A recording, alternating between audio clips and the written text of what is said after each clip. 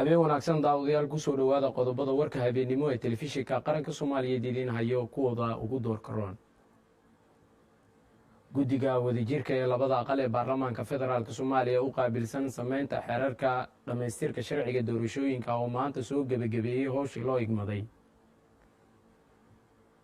qarax geystay dhimasho iyo dhaawac ayaa lala beegsaday dad shacab ah inta u dhaxaysana wadada Muqdisho iyo weliba Afgooye ka dhacay. gudoomiyaha gobolka Shabeellaha Hoose ayaa ka tacsiyadeeyay qarax dad shacab ah lala eegtay isla markaana u tacsiyadeeyay ehelada dadkaasi ay ka baxeen. akhbaaraadka dibaddana waxaa ka mid noqonaya dowladda dalka Sacuudi Arabiya ayaa sheegtay in shaqaalaheeda kala duwan ee u shaqeeya dalkaasi ay shaqadooda dib ugu soo laaban doonaan bisha Juun.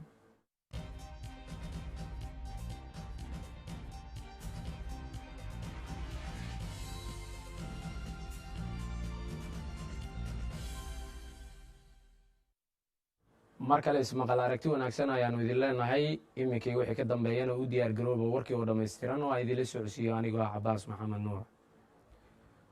guddiga wadajirka ee labada aqal ee baarlamaanka federaalka Soomaaliya u qaabilsan sameynta xeerarka dhamaystirka sharciga doorashooyinka ayaa maanta soo gabagabeeyay howshii loo igmaday. wariyaheena Ibraahim Guudle Isxaaq ayaa sii ambaqaadaya warkan. guddiga wadajirka ku-meel gaarka ee sameynta xeerarka doorashooyinka qaranka oo tan iyo intii la magacaabay ku guda jiray sameynta habraacida la xiriira sharciga doorashooyinka qaranka ayaa maanta soo gabagabeeyey howlihii loo xilsaaray. gudoomiyaha guddiga wadajirka ku-meel gaarka ee sameynta xeerarka doorashooyinka qaranka xildhibaan Ibraahim Isaaq Yarow ayaa sheegay in guddigu uu ku guuleystay muddadii uu shaqaynayay inuu dhammaystiro dhammaan xeerarka muhiimka u ah sharciga doorashooyinka qaranka. diyaarinta guddiga diyaarinta xeerarka dhamaystirka sharciga doorashooyinka qaranka waxaa uu soo gabagabeeyey howlihii loo igmaday ee ahaa asteynta kuraasta labada aqal ee baarlamaanka jamhuuriyadda federaalka Soomaaliya, xaqiijinta qoondada haweenka Soomaaliyeed, habraaca doorashada kuraasta labada aqal ee gobolada waqooyi iyo matalaadda gobolka Banaadir. howlahaas oo runtii ahaa howlo muhiim ah oo sharcigu tilmaamayay na loo xilsaaray waqti aad iyo aad runtii xasaasi u ah oo ummadda Soomaaliyeed ay wada sugayso. sidoo kale gudoomiyaha guddiga xildhibaan Ibraahim Isaaq Yarow ayaa sheegay in shacabka Soomaaliyeed ay sugayaan in dalka ay ka dhacdo doorasho hufan, taasoo uu sheegay in guddigu uu dadaal weyn ku bixiyey sida uu soo dhammaystiri lahaa dhammaan habraacyada la xiriira sharciga doorashooyinka qaranka. arrintani waxay fududaynaysaa oo muxuu ahaa noo dhaweynaysaa in ama caddayn ay u tahay in tilaabo waxtar leh oo muxuu ahaa himilo iyo diilo cusub gelinaysa ummadda Soomaaliyeed in loo dhawaaday farsamo ahaan iyo siyaasad ahaanba inay suuro gasho dhaqan gasho doorasho qof looda. Ibraahim Guudle Isxaaq, raadiyo telefishinka qaranka Soomaaliyeed, magaalada Muqdisho. cisbitaalka Madiina ayaa waxaa la gaarsiiyey dad ay waxyeelo ka soo gaartay qarax ka dhacay inta u dhaxaysa magaalada Muqdisho iyo weliba Afgooye. wariyaheena Cabdirasaaq Xaaji Saleebaan oo booqday cisbitaalka Madiina ayaa warbixinta warkan inoo diyaariyay. qaraxan oo ahaa miino lagu aasay waddada dhinaceeda ayaa haleelay baabuur maraya deegaanka Xaawo Cabdi ee duleedka magaalada Muqdisho kuna sii jeeday degmada Wallaweyn ee gobolka Shabeellaha Hoose, iyadoo dadkii saaraa baabuurkaasi dhammaantoodba ay noqdeen kuwo dhinta iyo kuwo dhaawac culus ka soo gaadhay qaraxaasi. agaasimaha cisbitaalka Madiina Dr. Maxamuud Yuusuf Xasan ayaa warbaahinta qaranka u sheegay in 7 qof ay ku dhinteen qaraxaasi saaka ka dhacay duleedka Muqdisho, halka dhaawacuna uu yahay 6 qof oo xaaladoodu halis tahay, dhakhaatiirtuna ay la tacaalayaan dhaawacooda. saakay annagoo qalliimo kale saalada u galnay ayaa waxaana la yidhi qarax baa wuxuu ka dhacay Lafoole oo waxaa la keenay bukaano dhaawacan adiga waxaan loo keenay 7 nool iyo 6 meeda 7 nooleed dhaawacooda wuxuu u badnaay ilaa 4 waxay ahaayeen head injury waxaan ka wadaa madaxa ayay ka dhaawacnaayeen 3 kale madaxana waa ka dhaawacnaayeen meelo kalena waa ka dhaawacnaayeen kuwa madaxa ka dhaawacan 2 ka mid ah ayaa xoogaa kooma ku jirto oo dib ah wixii nafadii iyo madaxii jeexnay iyo waxyaalihii kale kulli waxa waaye waa qaliinaan ku suubinay waa wada kabnay waa wada sameynay xaaladooda waa fiican tahay laba kastoo xaaladooda xoogaa yani culays saaran kuwaasitood waa ku tacaalaynaa marka waa ku guulaysanay maanta shaqada aan qabanay waa noo fiican yihiin bukaanadeena waxaa kaaga daran waxay u badnaayeen dadka dhaawacmay dumar oo fuulay bas oo soo dhaawacmay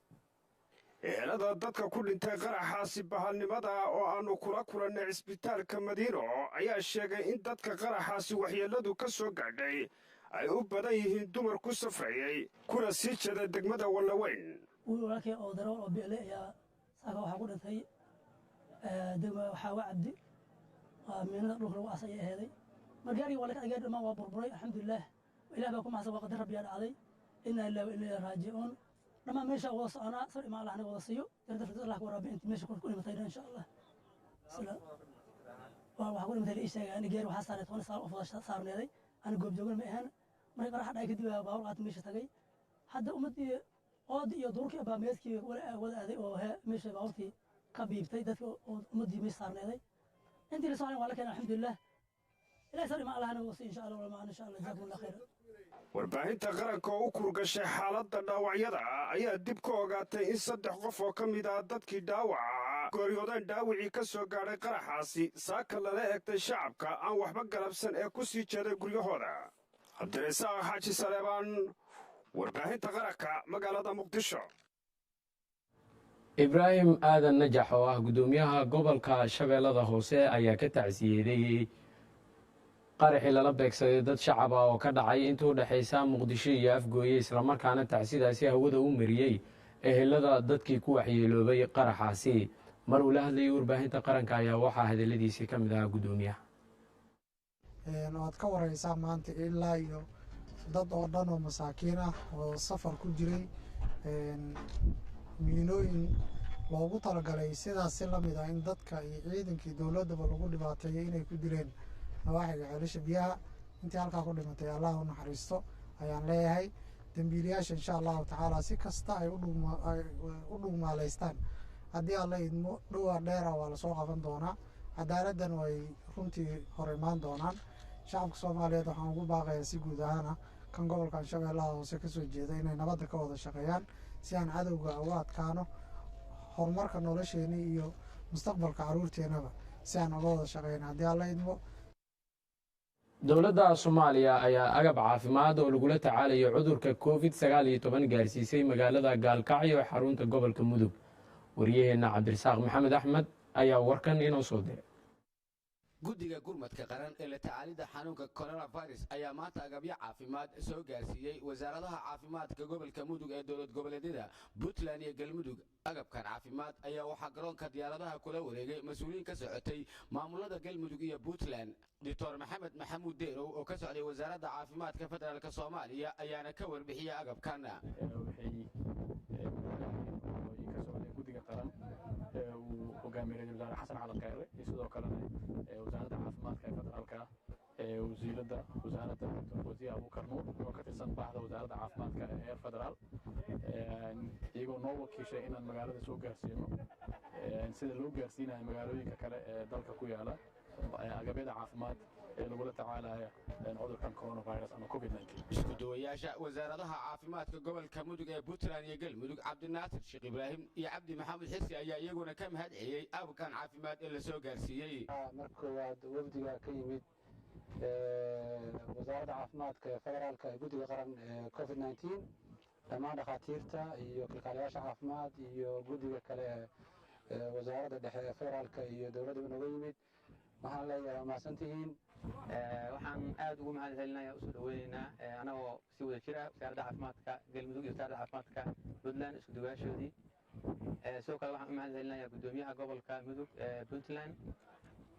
sidoo kale waxaan aad ugu mahad celinayaa wafdiga ballaaran ee uu hogaaminayo dictor dorow ee dowladda federaalka maantayna soo gaarsiiyey si wada jir ah agabkan aad arkaysaan ee gadaashayda ka muuqda ku saabsan baalkii coronavirus. gudoomiye ku-xigeenka gobolka mudug ee puntland xasan wareere ayaa isla sheegay inay muhiim u tahay in agab caafimaad la soo gaarsiiyo gobolkan mudug. ku faraxsannahay maashiyahooda waynu ka guddoonnay waynu ka ajiibnay adeegga waalnimo wasaaradda caafimaadka dowladda federaalka ah ay soo dhiibtay iyadoo u soo dhiibtay dowladda puntland iyo galmudug anigoo ka hadlaya afka guddoomiyaha gobolka mudug maadaama guddoomiyaha galmudug isxal uu ka maqan yahay annagu waanu isbetelaa madalaha iyo goobaha intuba anigoo afka isxal ku hadlaya ayaan u mahad celinaya doctor doro iyo tiimkiisa runtii waa baahi jirtay waa adeeg aad u fara badan oo kala duwan oo ka hortagga xanuunkan covid-19 ku saabsan maahan markii ugu horreysay oo deeq noocaan ay timaado. wasiir ku-xigeenka wasaaradda caafimaadka galmudug mahad caabi ciise ayaa isna bogaadiyey agabkan caafimaad ee ka soo gaaray wasaaradda caafimaadka federaalka soomaaliya isagoona xusay inuu ku soo-aaday xilli ay sii kordhayaan dadka qaba xanuunada coronavirus ee laga helayo deegaanada galmudugga. waxaa nasiib daraa inaysan galmudug haysan laabkii lagu baarayay sidoo kaleetana dadka laga qaadayo iswaabka iyo baaritaanada in xamar aan u qaadno oo diyaarad ay qaado labada isbuuc u dambeysay oo cudurka aad runtii dadka hay uu soo dhiganayay waxaa nasiib daraa in diyaaradihii qaadayay aysan imaanin galmudug oo dadka xataa qaar u maqna ay u geeriyoodeen cudurkii ayagoo sambalkoodii aan la qaadin xamar la geenin waaqa kulaadaan dirna waxaa waaya in galmudug ay hesho laabkii sababtoo ah baahi ugu beeli karo in maalin kasta diyaarad ay qaado shalay maalin ayaada laga qaaday maantadan kiisa cusub ayaa ka soo kordhay. cabdirasaaq maxamed axmed warbaahinta qaranka soomaaliya gaalkacyo. diyaaraddii saddexaad oo sida muwaadiniin soomaaliyeed islamarkaana ku xanibnaa waddanka boqortooyada sacuudi arabiya ayaa soo gaartay caasimadda soomaaliya ee muqdisho. diyaaraddii saddexaad oo siday muwaadiniin soomaaliyeed islamarkaana ka timid dalka sacuudi arabiya ayaa soo gaartay garoonka caalamiga ee magaalada muqdisho iyadoo siday dad gaaraya 126 ruux 24 ka mid ah dadkaasi ayaa ahaa dumar halka 102 ka midna ay ahaayeen rag islamarkaana laga soo saaray qaar ka mid ah xabsiyada ku yaala dalka sacuudi arabiya. dowladda soomaaliya ayaa dadaal ku bixinaysa sidii muwaadiniinta soomaaliyeed ee ku dhiban dalalka shisheeye looga soo saari lahaa islamarkaana loo keeni lahaa dalkooda. madaxweynaha dalka ayaa amray in xil gaar ah la iska saaro sidii loo soo qaadi lahaa shacabka soomaaliyeed ee maanta u baahan dowladooda, waxaana si gaar ah hawshan gacanta ugu haya wasaaradda arrimaha dibadda gaar ahaan qunsuliyadda guud ee magaalada jidda. mashruuc dhan 20 milyan islamarkaana loogu talagalay in lagu maalgeliyo ganacsatada yaryar iyo kuwa dhexe ayna fulinayaan bangiyada ganacsiga ee dalkeena soomaaliya qaarkood ayaa heshiis lagu kala saxiixday maanta. cabdulaahi amiin qorshe ayaa sii ambaqaadaya warkan. heshiiskan waxaa lagu maalgelinayaa ganacsatada yaryar iyo kuwa dhexe gaar ahaana dumarka iyo dhallinyarada aanan fursadaha maalgelineed horay u helin si loo kobciyo dhaqaalaha waddanka wakhtigan xasaasiga ah ee lala dagaalamayo cudurka covid-19. maalgelintan oo ah wejigeedii koowaad ayaa gaarayso 20 milyan oo dollarka maraykanka ah iyadoo qayb ka qaadan doonto horumarinta iyo kobaca dhaqaalaha oo hormuud u yahay ganacsiga iyo maalgelintani. waxaana ka faa'iideysan doona ganacsatada heerkooda kala duwan ee Soomaaliyeed, waxaana la fulinayaa bangiyada ganacsiga ee buuxiyay shuruudihii iskaashiga ee hanaanka hufan ee ururka gargaara ugu tala gashay maalgelintan. bangiyada IBS Bank, Amal Bank iyo Premier Bank ayaa heshiiskan la saxiixday gargaara company oo maalgelintan wakiil uga ah dowladda federaalka Soomaaliya iyo bangiga adduunka. heshiiskan oo lagu fulinayo ilaa 3 sano ee soo socota ayaa waxa uu xoog saarayaa soo nooleynta ilaha dhaqaalaha ee muhiim ku ah dalka sida beeraha, kalluumaysiga, xoolaha iyo tamarta. waxaana kaloo maalgelin lagu sameyn doonaa meelaha caabuqa coronavirus ay waxyeeleysay. Dr. Cabdirasaaq Xasan oo ah madaxa gargaara ayaa sharaxaya dhaqaalaha ku baxayo mashruucan muhiimadiisa iyo faa'iidada uu leeyahay ummadeenna isla markaana dowladda Soomaaliya iyo bangiga adduunka ay ka mahad celiyeen taageerada maalgelineed. aad baan ugu faraxsanahay in uu premier maanta heshiiskan la saxiixo. waxaan u aragnaa heshiiskan maalgelineed heshiis aad muhiim ugu ah bulshada Soomaaliyeed oo aad ugu baahan inay helaan maalgelin dhaqaale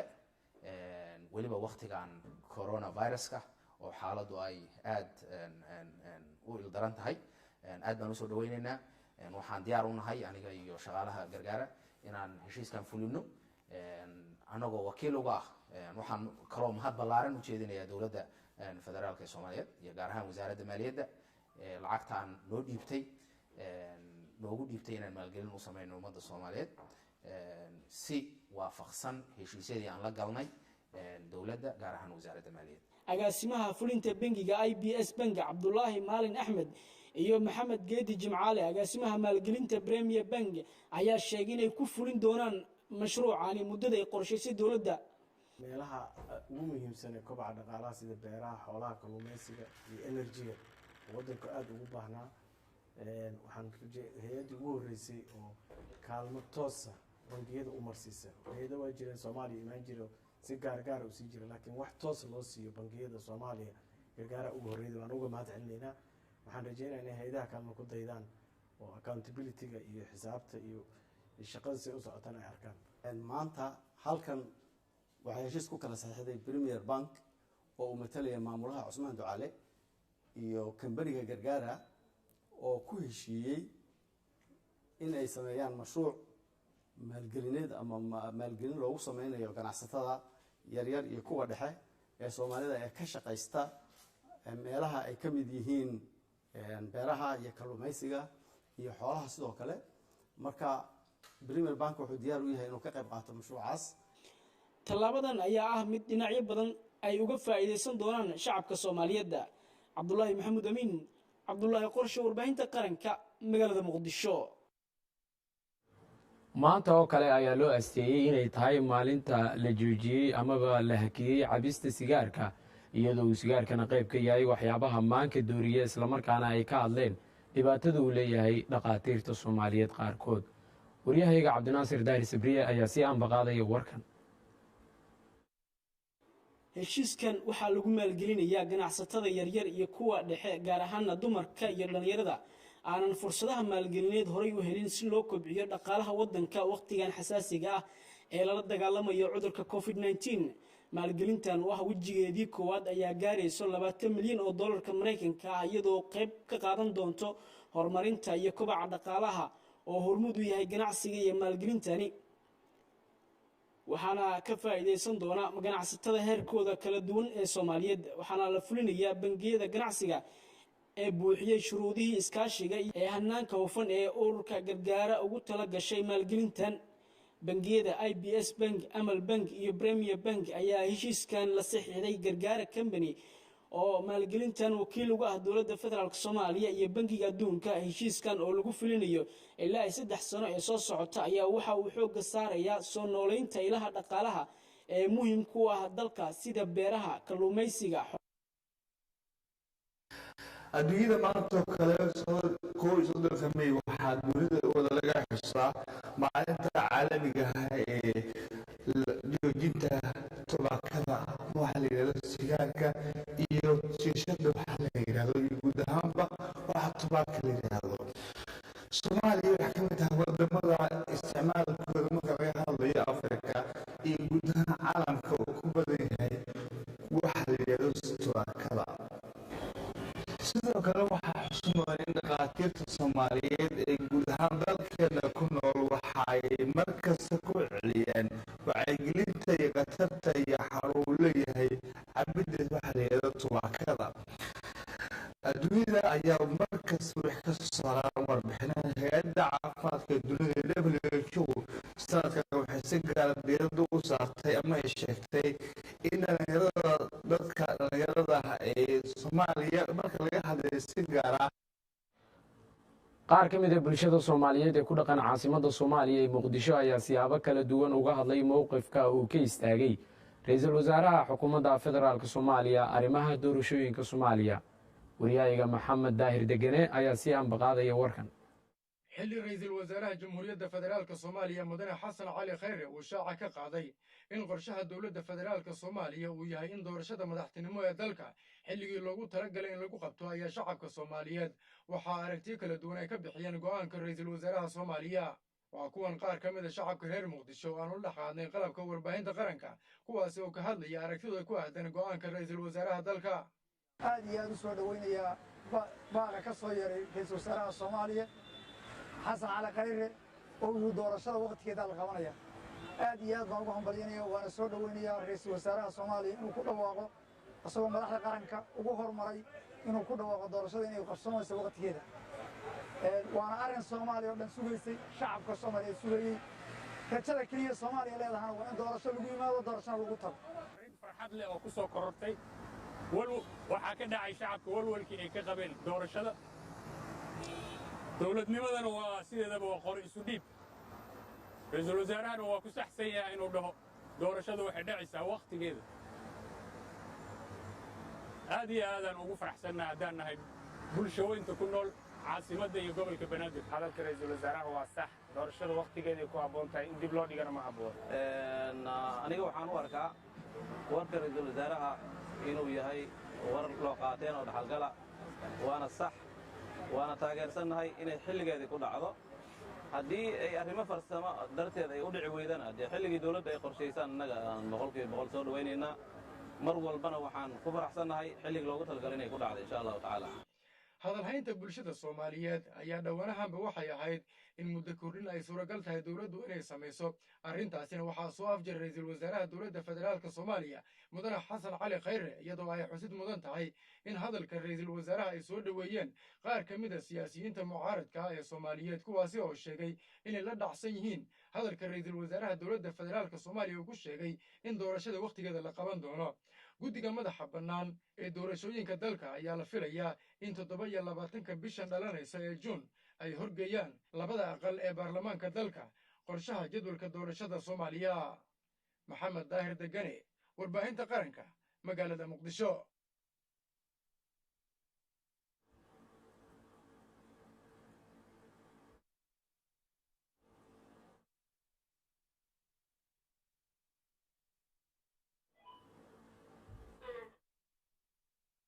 qaar ka mid a bulshada soomaaliyeed ee ku dhaqan caasimadda dalka ayaa soo dhoweeyey dadaalada ay wado dowladda soomaaliya ee ku aadan soo celinta muwaadiniinteeda ku xaniban dalka dibaddiisa. wariyeyna sayid cumar sheekh ismaaciil ayaa si aanbaqaadaya warkan. iyadoo adduunka ay ka jirto xaalad adag oo cudurka covid-19 saameeyey duulimaadyada caalamka ayay dowladda soomaaliya oo gudanaysa waajibaadka ka saaran shacabka waxay xoogga saartay sidii ay dib ugu soo celin lahayd muwaadiniinta soomaaliyeed ee ku xayiran daafaha caalamka waxaana shalay oo ugu dambaysay dalka dib loogu soo celiyey dad badan oo ku xayirnaa dalka sacuudi carabiya. qaar ka mid a shacabka ku nool magaalada muqdisho oo aan kula kulannay waddooyinka caasimadda ayaa soo dhoweeyey dadaalada dowladdu ay dib ugu soo celinayso muwaadiniinta ku xayiran dalalka caalamka. dadka sacuudiga laga soo celshay muwaadiniinta soomaalida aad ayaan ugu soo dhoweynaynaa waddankeennii. waxaan leeyahay dadka soomaalida ee ku dhibaataysan qurbooyinka khaasatan carabtan waxaan leenahay waddankiina ku soo dhowaada. in badan ay ku dhibtoodeen siiba markaa haddaan isdhaho dadkan sacuudiga ku nool oo maaragtay yeman iyo carabtaas way ku dhibaataysan yihiin waana lagu abiyus gareeyaa. marka waxaan leenahay waddankiina ku soo laabta. waa ognahay dadka soomaalida muddo ka hor waddankan ka baxay inay dhibaatooyin ay ugu tageen. maanta dhibaatadii muqdisho intaas la ekeed ma jirto. alxamdulilah maalinba maalinta ka dambaysa horumar ayaan samaynaynaa. waddankii waa sii horumarayaa. guud ahaan waxaan u soo jeedinaa ummadda soomaaliyeed waddanka dibaddiisa ku nool hadday ahaan lahayn kuwa qurbaha aasiya iyo kuwa ku nool afrika iyo kuwa kale oo maaragtay ku nool yurub waxaan leenahay waddankiina ku soo dhowaada. aad iyo aad ayaan ugu bogaadinaynaa waana soo dhoweynaynaa. waddanku wax khayraad badan ayuu leeyahay faa'iido badan ay leedahay. maaragtay amnigiisu wuu fiican yahay alxamdulilah. 20 sano ka hor meeshaan joogno ma joogno. marka waxaan ku soo gabagabaynayaa warkay soomaalida imaanaysa oo maaragtay immigrationka loo soo samaynayo la soo tarxiilayo waxba dhibaataa u arkayna waana idin soo dhowaynaynaa waxaan idin leenahay soo dhowaada aad baan ugu faraxsannaa annagana waa soo dhowaynaynaa xukuumadda soomaaliya ee hormuud ka yihiin maxamed cabdulaahi farmaajo iyo xasan cali khayre guulaha waaweyn ee ka soo hooyeen dib u soo celin dadkooda ku tabaalaysan dunida guudkeeda sida libiya sacuudi arabiya mauritius india waxaasoo dhan waa guulo la gaadhay intii xukuumaddani jirtay waana xukuumadda qolay ku guulaysatay inay dadkeeda dib u soo celiso muwaadiniinta soomaaliyeed ee ku go'doonsan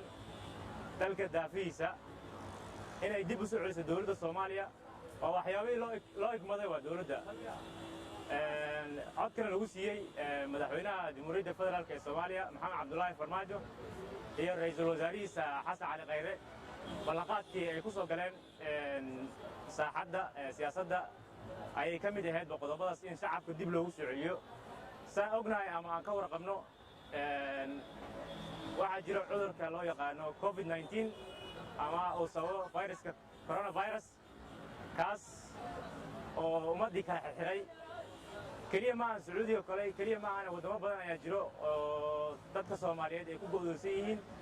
waxaan madaxda qaranka ugu baaqayaa in la soo celiyo dadkaasi dib loogu soo celiyo dalkoodii hooyo si dhibaatada halkaa ku haysato looga badbaadiyo dowladdana waa uga mahad celinaynaa dadka shalay soo celisay dowladda runta waa fikradda waa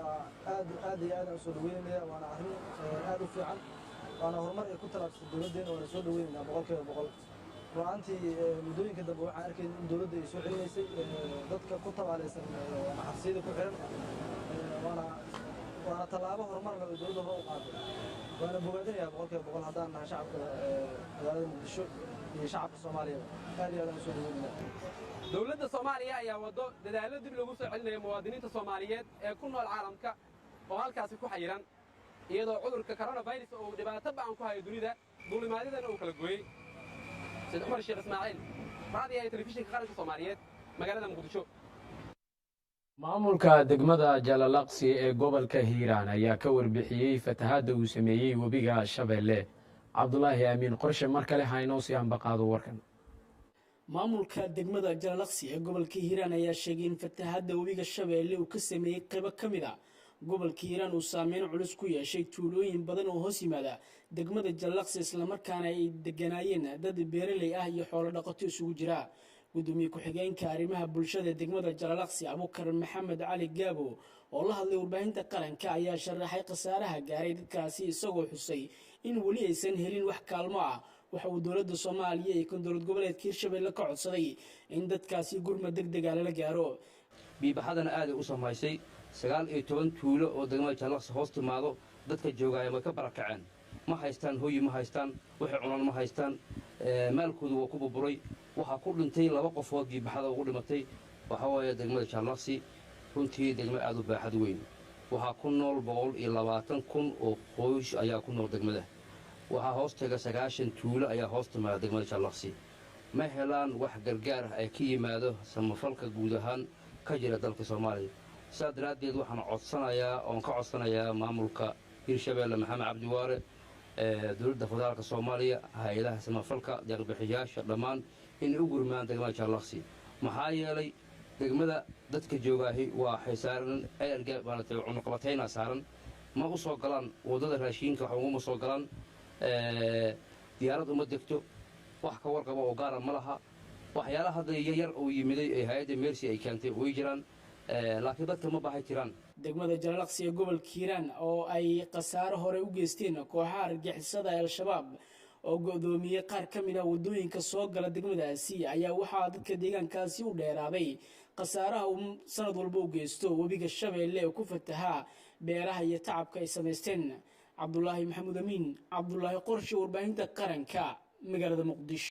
dhalinyarada ku shaqaysata bajaajta ee ku sugan magaalada jowhar ee gobolka shabeellada dhexe iyo weliba dhakhaatiirta deegaankaasi oo iska kaashanaya sidii looga wacyigelin lahaa bulshada halkaasi ku dhaqan cudurka halista ee covid-19 ayaa bilaabay inay wacyigelin sameeyaan waryahayaga cabdiraxmaan xuseen cumar wadani ayaa warkan halkaasi ka soo diray qaybaha kala duwan ee bulshada ku nool magaalada jowhar ee gobolka shabeellaha dhexe ayaa si aad ah kaga qayb qaadanaya wacyigelinta loo sameynayo shacabka ku nool magaalada taas oo looga hortagayo cudurka covid-19. dhalinyarada ku nool magaalada jowhar ee ku shaqaysta mootooyinka loo yaqaano bajaajta iyo dhakhaatiirta magaalada ayaa dhankooda bulshada ugu baaqaya inay ka hortagaan cudurkan covid-19 ee dhibaatooyinka xoogan ku haya dunida. cudurkan safmareyka covid-19 oo ummadda uu saameeyey lahayo ummadda muslimiinta waxaanu sheegayaa mar waliba meel walba ay joogtaan inaad cibaadaysataan ilaahay aad baridaan salaadiina aad badisaan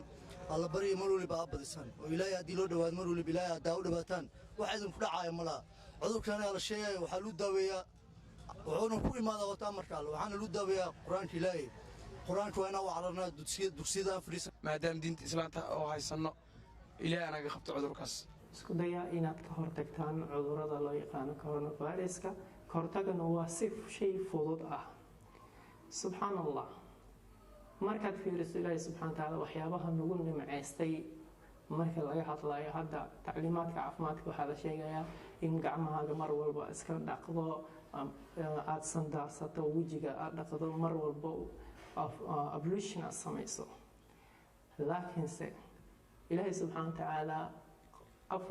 400 qarni ka hor ayuu wuxuu noogu sheegay salaadii nagu waajibay diinta islaamka noogu sheegay in aan ways qaadano waa nimcad ilaahay na siiyey aan kaga hortagi karno cudur kasta oo faafa ah cudurro faafan waxaa loo talagalay in looga hortago gacmo dhaqsiga badan